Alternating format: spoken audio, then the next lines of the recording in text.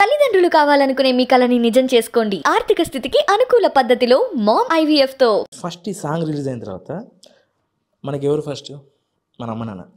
So వాళ్ళ parents అసలు reactions ఎట్లున్నాయి అంటే మన ఇంట్లో మనం కామనే, ఎంత పెద్ద కొడుకైనా కూతురైనా కామనే, మన కళ్ళ ముందు కనబడతాం. అసలు మన ముందు ఉన్న పిల్లలు ఈరోజు ఇంతమంది ఆదరిస్తున్నారనే ఒక ఎగ్జైట్మెంట్ ఉండదు చూసారా? అది మీరు చూసారా మీ అమ్మ నాన్నలో? చూశాను. ఫస్ట్ మా డాడీ మెయిన్ మొత్తం షూట్ నుండి వస్తుంది కాబట్టి ఎలా అవుతుంది సీన్ అని మా మమ్మీకి తెలిసి ఉంటుంది కదా. షూట్ అయ్యేటప్పుడు మాట్లాడుతుంటే కన్నీళ్ళు వచ్చే మూమెంట్ కొంచెం వదిలేస్తే మొత్తం అయ్యో షూట్ అయ్యేటప్పుడు మమ్మీ చూస్తుంది కాబట్టి ఇక మమ్మీకి ఐడియా ఉంది లైక్ షూట్ ఇలా అవుతుంది. డాడీకి తెలియదు కదా ఇలా షూట్ నేను ఏ కాస్ట్యూమ్ వేసుకున్నానని. ఒకటేసారి అవుట్పుట్ చూసేసరికి తను చాలా ఎమోషనల్ అయిపోయారు. ఇలా హగ్ చేసుకొని అబ్బా చాలా ఎమోషనల్ అయిపోయారు. అండ్ మమ్మీ కూడా 1 సెకండ్ నాకు ఏడుపొస్తుంది. పర్లేదు, అది ఒక ఆనందం. అది అంటే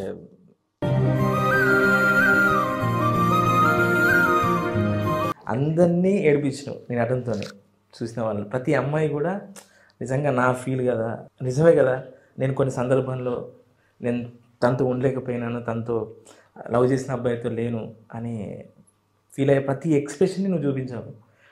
ఈరోజు అది బాధతో, ఈరోజు ఆనందంతో కన్నీళ్ళు వస్తున్నాయి. చాలా గొప్పగా ఉంది అసలు మీ పర్ఫార్మెన్స్. నువ్వు ఏడిచావు అనుకో, అయ్యో ఇప్పుడు ఆంధ్రప్రదేశ్ తెలంగాణలో ప్రతి అబ్బాయి కూడా ఖర్చులు ఆ షాపులో ఏమైనా ఉంటే అసలు మొత్తం కరువు అయిపోతే హౌస్ఫుల్ పట్టుకోవాలి. ఎందుకంటే ప్రతి ఒక్కరు తీసుకొని వచ్చి ఇచ్చేటట్టున్నారు. అంటే అంత నువ్వంటే అంత ఇష్టం ఇప్పుడు. Thank you so much sir.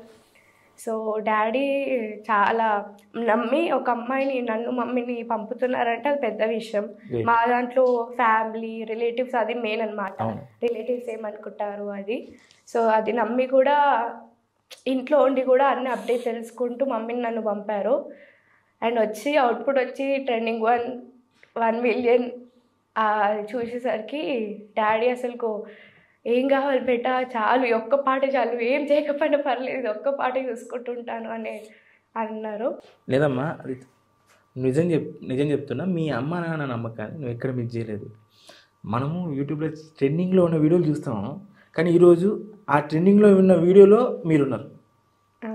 అది అంటే ఇది ఒక స్టెప్, మీరు ఇంకా రీచ్ అవుతారు. సో మీ అమ్మ నాన్న ఆనందాన్ని ఇంకా రెట్టింపు చేస్తావు. మమ్మీ నా ప్రతిదీ మమ్మీ గురించి చెప్పాలంటే నేను జస్ట్ వెళ్ళి యాక్ట్ చేసి మంచి అవుట్పుట్ ఇచ్చానా అంతే ఉంటుంది. మమ్మీ నేను కాస్ట్యూమ్స్ కానీ ప్రతిదీ పక్క నుంచి ఏది షూట్ అన్నీ మాట్లాడేది మమ్మీ అనమాట. సో నన్ను డాడీ తెలియకుండా ఇంకా నుంచి ఎంతో సపోర్ట్ చేస్తారో మమ్మీ పక్క నుండి మొత్తం సపోర్ట్ చేస్తుంది. వాళ్ళిద్దరి వల్ల ఇంకా నేను ఈ ఫీల్డ్లోకి వచ్చి చేయడం. అండ్ బాగుండాలమ్మా sir, thank you so much sir. బాగుండాలమ్మా ఇచ్చారు, చాలా హ్యాపీ. ట్రెండింగ్ 1 వచ్చింది. తట్టుకోలేనికి కూడా మంచి సాంగ్, నా ఫేవరెట్, నాకు లైఫ్ ఇచ్చింది ఆ సాంగ్. కానీ అది ట్రెండింగ్ 2లో ఆగిపోయింది. సరే ట్రెండింగ్ 2 ఆ టైంకి ఆ పెద్ద మాట. నువ్వు తట్టుకోలేని నువ్వే చేసావు, బాగుండాలమ్మా నువ్వే చేసావు. సో ఇప్పుడు నువ్వు ఏడిస్తే ఎవ్వరు తట్టుకోరు. అందరూ ఏమంటారు తెలుసా, బాగుండాలమ్మా నువ్వు ఏడు వద్దు అంటారు. ఈ సాంగ్లో ఏం చేస్తున్నావు అంటే నువ్వు ప్రతిసారి నువ్వు చేసే ప్రతి యాక్టివిటీ ఏంటంటే మీ ఫ్యామిలీ మెంబర్స్ కనో మీ అమ్మ నాన్నకనో అనుకుంటున్నారు, కానీ హీరో పాయింట్ ఆఫ్ వ్యూ చేస్తున్నావు. ఒక ఎక్స్ప్రెషన్ ఉంటుంది, అంటే మీ అమ్మను హగ్ చేసుకొని వెనుక నుంచి హ్యాండ్స్ ఫోల్డ్ ఇలా దండం పెట్టి అబ్బాయికి చెప్తావు నాకు క్షమించు తప్పైందని. ఎంత బ్యూటిఫుల్ ఇచ్చావు తెలుసా. Thank you sir. చూడ్డానికి కీర్తి సురేష్లా ఉన్నావు, అందుకే మహానటి పర్ఫార్మెన్స్లో. అంటే నీకు అంటే నేను చెప్పినట్టుగా వాళ్ళ అమ్మ నాన్న అమ్మాయిని పంపించిన షూటింగ్ పంపించిన నీకు స్టార్టింగ్లో ఇబ్బంది పడ్డారని అనిపించింది కదా. కానీ నేను చాలా అబ్జర్వ్ చేశాను ఈ పాటల్లో, ఎక్కడ కూడా లేడీస్ని ఎప్పుడు కించపరచవు, అమ్మాయిలు ఎప్పుడు కించపరచవు. నువ్వు ప్రాపర్గా ఒక లవ్ ఫెయిల్యూర్ సాంగ్ అంటే ఒక అమ్మాయి నాకు అన్యాయం చేసింది, నన్ను మోసం చేసింది, ఏదో సంథింగ్ ఒక 4 మాటలు అమ్మాయిలు అనేస్తే పని అయిపోతుంది, అది అద్భుతం అయిపోద్ది అనుకుంటారు కొంతమంది. కానీ నీ దాంట్లో అది చాలా సెన్సిటివ్ లేయర్, దాన్ని చాలా బాగా డీల్ చేస్తావు. ఇక్కడ కూడా అంటే ఈ అమ్మాయి పాయింట్ ఆఫ్ వ్యూలో ఆ బాధను ఎలివేట్ చేసి నువ్వు తెలియకుండా ఎంతమంది అమ్మాయిలకి సపోర్ట్ చేసావు తెలుసా? ఎంతమంది అమ్మాయిలు ఆనందంగా ఉంటుంది తెలుసా? ఈరోజు కామెంట్స్ చూస్తే, నేను కామెంట్స్ చూశాను, చాలామంది అమ్మాయిలు చాలా గొప్పగా చెప్పారండి, ఒక ఆడపిల్ల మనసుని అర్థం చేసుకొని చెప్పారంటున్నారు.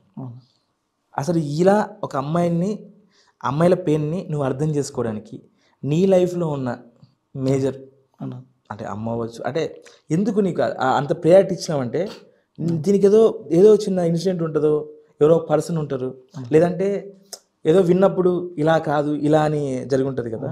సో నిన్ను ఇన్స్పైర్ చేసిందో, నీకు ప్రేరణ కలిగించిందో?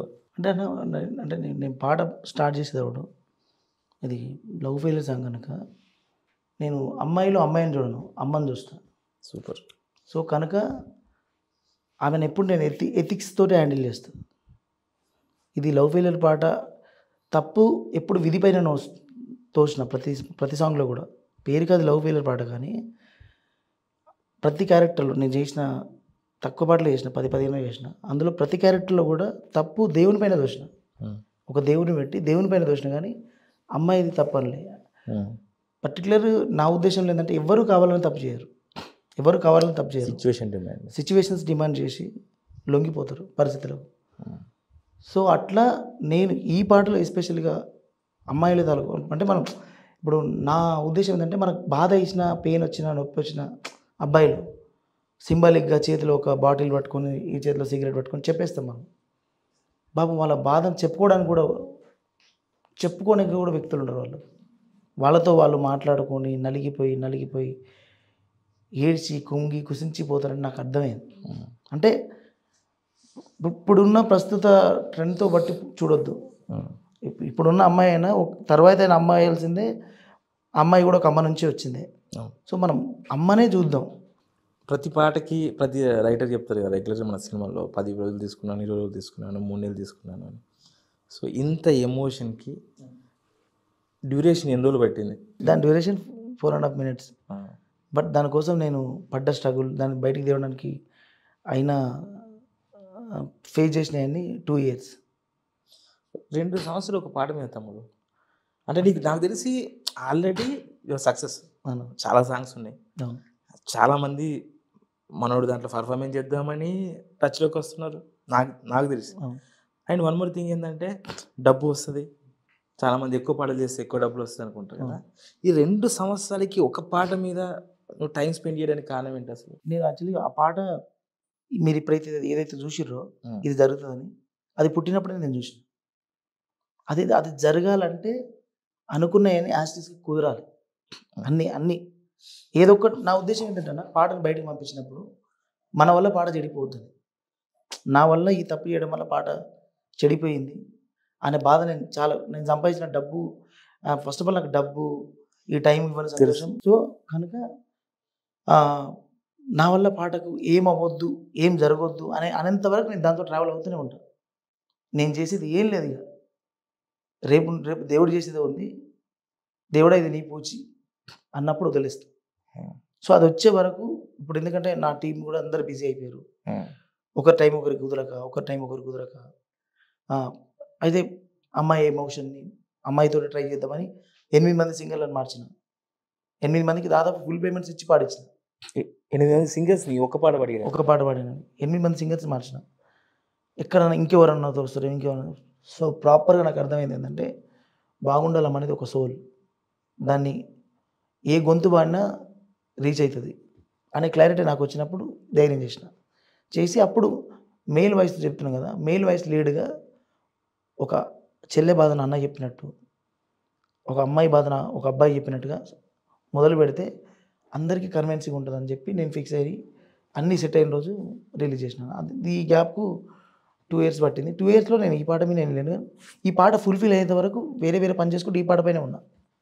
సో ఇది జరగాలని, ఇప్పుడు ఏదైతే జరిగిందో ఇది జరగాలనే ఒక ముఖ్య ఉద్దేశం. అంటే మనం ఎవరు ఎక్స్పెక్ట్ చేయం అంటే ఒక పాటకి 2 సంవత్సరాలు తీసుకుంటాడా అని. ఎందుకంటే ఒక సక్సెస్ వచ్చిన తర్వాత ఇమీడియట్గా చాలా పనులు చేయాలి. అంటే నాకు తెలిసి నేను కూడా చాలామంది అంటారు, ఏంటి 2 సంవత్సరాలు ఒక పాట మీద ఎందుకు, వస్తున్నాయి 10-20 చేసి అంటే నువ్వు ఎందుకు అసలు, అంటే ఈ సక్సెస్ నీకు అంటే ఇంకేం ఇవ్వలేదా? అంటే నీ మైండ్లో ఇంకేం ఇవ్వలేదా? రెగ్యులర్ ఒక పాట సక్సెస్ రాగానే మనం ఇది మనం అది అనుకుంటూ ఏదో ఐడియాస్లో ఉంటారు. అవును. నువ్వు మళ్ళీ ఇంకో పాట కోసమే మళ్ళీ పెడుతున్నావు కదా. అవును. అసలు నీ దృష్టిలో పాట అంటే ఏంటి? అంటే నేను నా వర్షంలో చెప్పాలంటే అంటే ఇది అహంకారం కాదు కానీ బుల్లెట్ బండి కంటే హై చూస్తాం ఇక మనం నా లైఫ్లో. బట్ నేను చూడాలనుకుంటా మెంబర్ ఆఫ్ అంత పెద్ద సక్సెస్ అంతమంది మాట్లాడారు, అంత అంత అది క్రియేట్ చేసింది మీడియానే వెలిగెత్తి చెప్పింది ప్రపంచానికి. సో అది ఆ రోజే ఈరోజు ఏంటి అనే మైండ్ సెట్ నాది. పైగా నేను పాటను డబ్బుతోటి కాలంతోటి కొలమానం చేయను. అది నాకు ప్రాణం లాంటిది. అది బతికితే చాలు, సూపర్. మన జ్ఞాపకంలాగా మిగిలిపోయి ఉంటుంది. పైగా మనం ఇంత సంపాదించినాం, ఇంత చేసినాం, ఇంత వచ్చింది అనేది ఎవరు మాట్లాడుకోరు. పాట బతికితే మనం పోయినాక మన జ్ఞాపకాన్ని గుర్తు చేస్తుంటుంది ప్రపంచం నలుమూలలు తిరుగుకుంటూ. సో దాన్ని బతికించడం కోసం ఎంత త్యాగమైనా, ఎన్ని తిట్లైనా, ఎంత ఎవరేమనుకున్నా పాట బతకాలి. ఫైనల్గా పాట బతకాలి. అంటే ఇప్పుడు ఆ పాట బతకడం వల్ల రిలేషన్స్ బతుకుతాయి, ప్రేమలు బతుకుతాయి, గౌరవాలు బతుకుతాయి, నమ్ముకున్న ప్రొడ్యూసర్ బతుకుతాడు. నా ఇంటెన్షన్ అది. అంటే నేను 100 పాటలు చేసే శక్తి నాకు లేదు, నేను ఒప్పుకుంటాను. బట్ ఒక్క పాట 100 ఏళ్ళు గుర్తుండిపోవాలనుకుంటాను. సూపర్. సో దానివల్ల నేను కొన్నిసార్లు మైనస్ అవుతున్నా, కొన్నిసార్లు ప్లస్ అవుతున్నా. నాకు తెలుసు లక్ష్మణ్ గురించి, మా ఇద్దరిది ఒక 12 సంవత్సరాల ట్రావెల్. బట్ అందరికి తెలియాలని చెప్పి మనం నోటి నుంచి చెప్పిస్తున్నా. అంటే ఎలాంటి సిచ్యువేషన్లో చూసానంటే, ఆకలి అవుతుంది అని అంటే జనరల్గా మనం టిఫిన్ చేస్తాము. వాడు ఒక 10 రూపాయల పానీపూరి తిని కడుపు నింపుకుంటాడు. ఆ రోజుల్లో కూడా మాడుకునే టాలెంట్కి చిన్న సాంగ్స్ వచ్చేవి కొన్ని, అంటే మినిమం డబ్బులు వచ్చేవి. ఇప్పుడు పానీపూరి తినే సిచ్యువేషన్లో ఉన్నవాడు డెఫినెట్గా డబ్బులు తీసుకొని ఓ బిర్యానీ తిందామను, కొంచెం బెటర్గా బతుకుదాం అనుకుంటాడు. నేను అప్పుడు అడిగాను లక్ష్మణ్ ఇది ఒక పాట, ఈ పాట గురించి ఎందుకే అంత ఆలోచిస్తూ, ఒక పాట గురించి చాలా వస్తున్నాయి కదా, వాడు మిగతా వాళ్ళు ఎవరు అడ్వాన్స్ ఇస్తున్నారు రాయంటే, నాతో కాదన్నా, నాకు ఇది మైండ్లో పడిపోయింది. ఫస్ట్ దీని మీద జరుగుతుంది, దాని తర్వాత అంటే మనోడు పెన్ను పెట్టాడు, పెన్ను పెట్టి రాయడు. ఎప్పుడు మైండ్లోనే మొత్తం అంతా గ్రౌండ్ వర్క్ అంతా మైండ్లో చేస్తాడు. చేసి అది పర్ఫెక్ట్ అన్నప్పుడు అప్పుడు కూడా రాయడం నాకు తెలిసి అప్పుడు కూడా రాయవు. అది ఫ్లో వెళ్ళిపోతుంది, అది కంపోజింగ్కి వెళ్ళిపోతుంది. అంటే నేను చూడలే, నేను అదే అనుకున్నా, ఇంత పిచ్చి ఆ రోజుల్లో కూడా మావాడు ఆ స్ట్రగుల్ ఎదుర్కొన్నారు, పక్క వాళ్ళ కామెంట్స్ కూడా ఎదుర్కొన్నావు నేను చూసినప్పుడు. అసలు అందుకే అనిపిస్తుంది బాగా పెయిన్ ఉన్నవాడికి పెన్ అవసరం లేదని. సో ఆ పెయిన్ చాలా గొప్పది. సో అప్పటి నుంచి చూసిన ఆయన పాటకు ఉన్న డెడికేషన్ ఏంటి, పాట అంటే ఈ అమ్మాయికి యాక్టింగ్ అంటే మీకు ఎంత ప్యాషన్ మీ ఇద్దరికి. సో తనకు పాట అంటే నెక్స్ట్ లెవెల్. అసలు ఫస్ట్ పాట కంటే ముందు ఆయన లక్ష్మణ్ కృష్ణగారు వచ్చే బిఫోర్ ఏం చేశారంటే, రవితేజ గారికి అంటే ఏదో ఆ మధ్యలో సినిమా ఓపెన్ అయింది, దానికి మనోడు పోస్ట్ లెటర్స్లో ఉంటాయి కదా, అదే పోస్టేనా, ఉత్తరం రాసి, ఉత్తరంలో డైలాగులు రాసి పోస్ట్ పంపించేవాడు అడ్రస్ తెలుసుకొని కదా.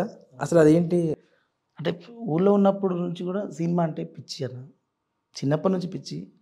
బట్ ఇటు రావడానికి ఒక వే తెలియదు, ఎట్లా రావాలో ఎవరు పరిచయమో తెలియదు, ఎటు పోతాం కూడా తెలియదు. ఇదొక మనకు అంధకారమైన ప్రపంచం, మనకు తెలియదు అసలు, ఆ తోవ తెలియదు. బట్ పోతా ఉన్నాం, ఏదో రోజు గెలుస్తాం అన్నట్టుగా పోతా ఉన్నాం. అట్లా